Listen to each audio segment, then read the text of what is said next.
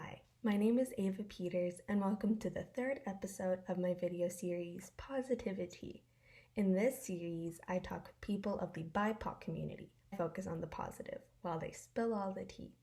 In this episode, I talk with Ren Navarro, who is a queer Black woman who has her own company called Beer Diversity, where she is involved in creating a diverse and welcoming environment for beverage producers of all backgrounds. Enjoy. Welcome to my video series, PositiviTea. Ren, so before I kind of jump into things, can you tell us a bit about yourself? Yeah, my name is Ren Navarro, and I live in Kitchener, and I run a company called Beer Diversity, which I've been running since May of 2018, and it is a diversity consultancy company that works predominantly in the alcohol industry. Very cool. I told my mom today that I was talking to you, and she's just been a couple years ago, she did a wine sommelier course. Nice. She was very excited, and she was like, I need her website because someone in this industry, you're talking to someone in my favorite industry. Um, but yeah, so on your website, you kind of it talks about kind of like taking steps and wanting change. And that's what beer diversity, as you said, is kind of about. So can you explain how beer diversity was started and what you're doing to, what you are doing to be better? And yeah. Yeah. So I used to be a beer sales rep for craft beer and worked at a bunch of different breweries over the years. And turns out I was the only Black female selling craft beer in Ontario, which is such a strange thing because think about it, your mom drinks wine and Yeah. you've got a bunch of other friends who, their parents drink beer and wine and spirits. So, and they all look different. But when I was working in these companies, they didn't look different, and it was just me. So when I got an opportunity to do a couple talks and decided to do this as a side project, and I was going to travel around and do some talks to breweries and to patrons and people who just really wanted to learn a bit and have a nice open safe space where we could just have conversations. And I guess it was just the right time and the right place, and I got to turn this into a full-time business. So for the last almost 3 years, I've been talking to hundreds, if not thousands of people. That is so cool, though. And what kind of so it's craft beer, right? So kind of working with the breweries kind of in that area. Yeah, so I work with craft beer. So normally craft beer is known as a smaller company. So they could have two people working there. They could have 100. And then there's macro beer, which is much larger. So some of the more well-known kind of cross Canada places, so Bats and Molson. When you're old enough, you'll learn about them. But in terms of that, so talking to different size companies, but I also talk to wineries and spirits. And then I do some work in colleges. So there's Niagara College, which has a brewing program. So people who want to learn more about how to make beer and how to sell it. And I'll talk to them too. Well, that's really cool, especially talking with people and getting them into it as well. And has it really changed, your work kind of changed now with COVID, or are you working from home or still in? Yeah. Yeah, definitely. COVID has changed my life the way it's changed most people's. This company was a lot of travel. So, in 2019, I was probably home just for a couple of months in total. And as I was traveling through Canada and the States. And then with COVID, everything's digital and it's all virtual. So it's a lot of this, talking to screens and very, very little in person. If I do in person, obviously COVID protocols are a must, and which means I've probably only done 2 in-person things in the last year, because safety first, and it's easy enough to do it this way. Yeah, I mean, thank goodness, as you said earlier, thank goodness for internet. Yes, technology is a good thing. Because without Zoom or Google Meet, I would not have school anymore. Exactly. And so, as I kind of mentioned with talking about positivity and working with the BIPOC community, so I've been trying to kind of educate myself more on this whole this issue that's been going on for a very long time, and kind of learning myself how I can become an ally.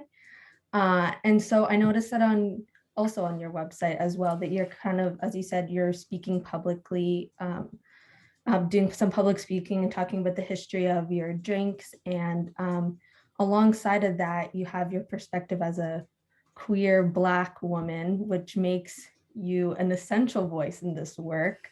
And so can you tell me, and it also is talking about how you have a diverse environment for producers and imbibbers. First off, can you tell Rebecca and I what imbibbers means? So Because we it's were reading that on the site and we got a little confused, but yeah. And then do you have any advice for me or others who are trying to do their part to support your work or what others are doing? Yeah, for sure. I think so. Imbibers, Oh, it's a really fancy way to say drinkers.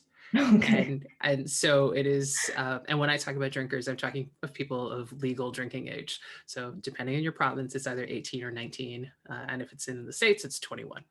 Yeah. So yeah, it's just a really fancy way to say people who drink. Okay. Okay. And in terms of what you can do to help, yes, I work in the alcohol industry predominantly, but I highlight a lot of charities and community groups that are not based in alcohol. So kind of taking a look and seeing who needs help. So lately I've been highlighting some of my favorite charities. So Black Health Alliance, which helps Black people of all backgrounds in terms of getting proper healthcare and being able to get what they need. So unfortunately, kind of in North America or in the world, Black people are at higher risks when it comes to medical situations. So Black women have a higher rate of mortality, when it comes to like pregnancies. And so Black Health Alliance really works to help change that and get, advocates for them.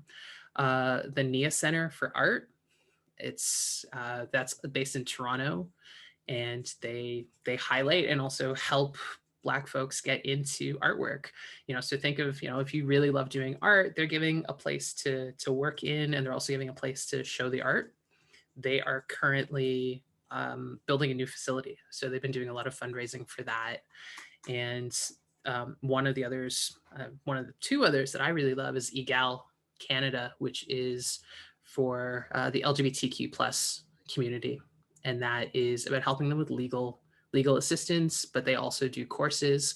So courses on like how to help kids in schools, like in high school, and kind of get past bullying and get resources, and just kind of how to talk to people. So it's the trans day of visibility today, and so talking about how to how to use pronouns properly, and how to make it just seamless and make people feel welcome. So EGAL's really great for that. And Rainbow Railroad. So Rainbow Railroad helps LGBTQ plus people around the world get out of very dangerous situations. We're really lucky in Canada, even though we have a long way to go. It's illegal to be gay in some countries, punishable by death. So that group helps save people, like literally help save people. And so I've been using my platform to really show these groups. And again, none of them are connected to alcohol, but I'm able to talk to people who wouldn't know about these groups and either just educate them or let them, do collaborations where they work with some of the people from those groups. They give them a space to talk.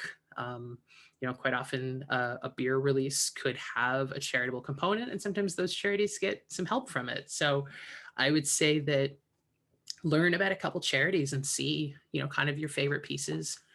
EGAL offers courses for kids your age and people my age, and and it's just helping to kind of teach about things that you may never know about unless you had met someone from that group. And this, EGAL will show you and say kind of like, hey, here are different folks and different pronouns, and just explain things and make it a lot more approachable. And how do you spell EGAL? Sorry. EGALE. Okay. Thank you. Just want to make note. Because a whole bunch of kids, even in my grade now, who like I've known since probably elementary school, have kind of recently come out as well. And so I will say that that is a very hard thing, because then with teachers and everything, it's really hard for all of a sudden you to have this change, and then like you're in class or whatever, and then your teacher won't even like take that into consideration as well with the pronouns, because there are a whole bunch now. But if is there any other kind of, besides like the charities or whatever, is there any way else to kind of like educate kind of myself more? Because I to kind of help out with like the trans and like LGBTQ plus community as well, not just Yeah.